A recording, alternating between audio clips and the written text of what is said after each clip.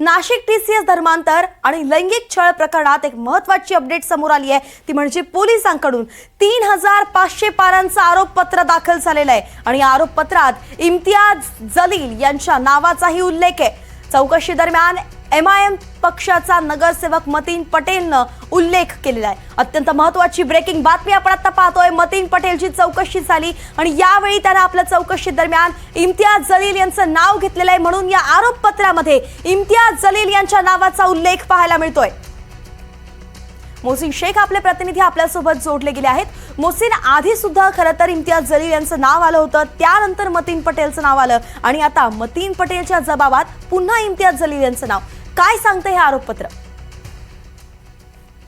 नक्कीच वैष्णवी, आताची ही सर्वात मोठी बातमी म्हणता येईल, कारण की गेल्या काही दिवसांपासून निदा खान आणि मतीन पटेलची चर्चा होती। टीसीएस प्रकरणात निदा खान आरोपी होती आणि निदा खानला छत्रपती संभाजीनगरमध्ये राहण्यासाठी मतीनने घर उपलब्ध करून दिलं होतं। मात्र सतत विरोधकांकडून आरोप केला जात होता की या सगळ्या प्रकरणात इम्तियाज जलील यांचा सहभाग आहे। इम्तियाज जलील यांच्या सांगण्यावरूनच मतीनने हे सगळं केलं होतं। मात्र अधिकृत इम्तियाज जलील यांचं आतापर्यंत या सगळ्या प्रकरणात कुठेही नाव आलं नव्हतं। मात्र पोलिसांनी जे आरोपपत्र दाखल केलेलं आहे, आता त्यात इम्तियाज जलील यांच्या नावाचा उल्लेख करण्यात आल्याची माहिती आपल्याला सूत्रांनी दिलेली आहे।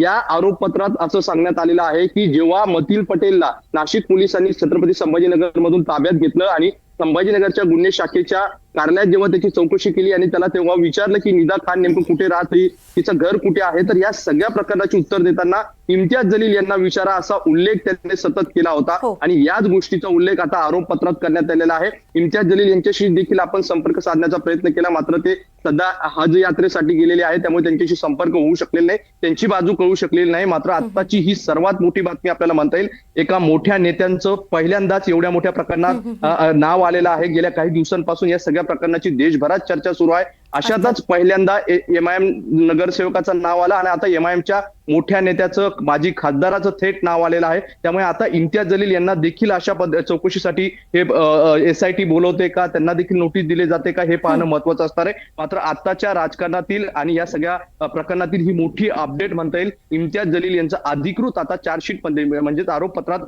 नावाचा उल्लेख करण्यात आलेला आहे आणि पोलीस आता त्या दृष्टीने पुढचा तपास देखील करतात। अर्थातच मोहसिन, गंभीर अशी घटना आहे, कारण की आधी धर्मांतर आणि त्यानंतर लैंगिक शोषण आणि मग थेट ह्यूमन ट्रॅफिकिंग पर्यंत हा सगळा प्रकार गेलेला आहे, ही घटना केलेली आहे आणि त्यामध्ये इम्तियाज जलील जे माजी खासदार राहिले त्यांचं नाव आल्यानं खळबळ तर माजलेलीच आहे। त्यांची प्रतिक्रिया जाणून घेणं महत्त्वाचं असणार आहे। धन्यवाद। सविस्तर अपडेटसाठी वेळोवेळी आपल्याकडनं अपडेट्स घेत राहू।